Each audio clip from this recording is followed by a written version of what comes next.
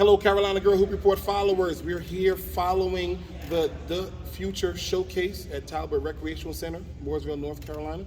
I have the pleasure of having with us right now college, WNBA, overseas professional legend, Alexis Hornbuckle. Alexis, thank you for joining us. Absolutely. Thank you for having me. Absolutely. Well, thank you. We were able to make it down. The schedule afforded us the opportunity to have you in the gym today to talk to these young ladies, to work with them, to get in some sessions and do some good work. It was unbelievable. What part about basketball, what was the thing about basketball that drove you to go and push yourself to be at the highest level? I mean, for me, it was just the want to dominate. So it's not out here just to play. I want to dominate. And my father instilled that in me when he asked, do you want to play or you want to play? Like, are you out here just for fun, or are we going to invest our time, our money, our practice into perfecting the game as much as we can? And I chose the latter part. Absolutely, absolutely. I mean, most people, I'm not sure if most people know the legendary club teams you have, the legendary, college teams at University of Tennessee, two-time national champions, 2 WNBA championships. So the push and the will to want to be the best on the court, even when you're at the highest level, playing with pros, veterans in the NBA, WNBA, stuff like that. What are some of the things, outside of that will and that want, that drive, what are some of the things that these young kids can take that's going to help them to prepare their game, to grow their game, to maybe give them some skills that could put them in those categories? First and foremost is practice the way you're going to play. So a lot of times, and even I saw some today, kids get frustrated, they quit, they shut down mentally. You have to go game speed. If you're going to make mistakes, make them at the game speed. So as we get better, we're perfecting our skill, but we're not slowing down the game. Absolutely. So I think that's important. And then the latter part is the attitude, that mental attitude. Winning is an attitude. So if I'm quitting constantly, I don't have a winning attitude. If I'm not practicing hard all the time, I don't have a winning attitude. If coach says communicate and I don't have a winning attitude. So everything correlates back to that winning attitude. Absolutely. Overcoming adversity is a part of winning. Overcoming adversity is a part of life.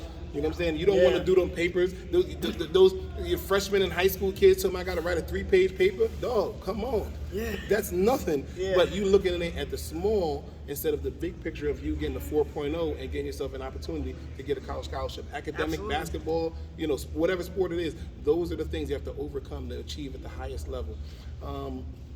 What is your favorite drill? Obviously people don't know she's a trainer. She's been, she's coached. I know she's not coaching currently in regards to a team or perspective, but she always trains. She always helps kids do that. What's your favorite drill for younger kids, the kids that may not be as skilled or advanced, that you think is going to help them just get better and learn themselves more on the court?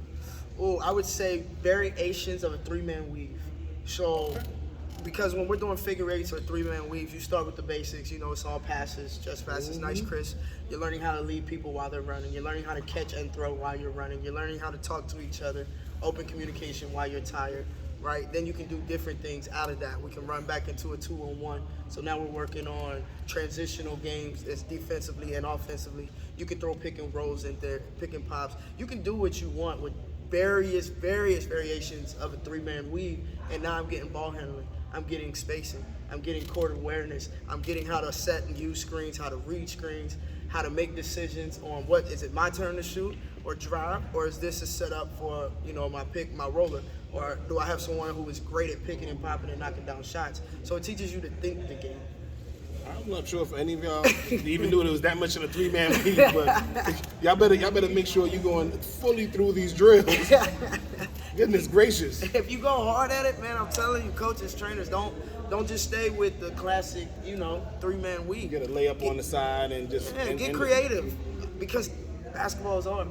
We out here, you're thinking the game, but you're thinking 2-3 moves ahead. If you're really talking about the game of basketball, right? It's not just what am I doing now.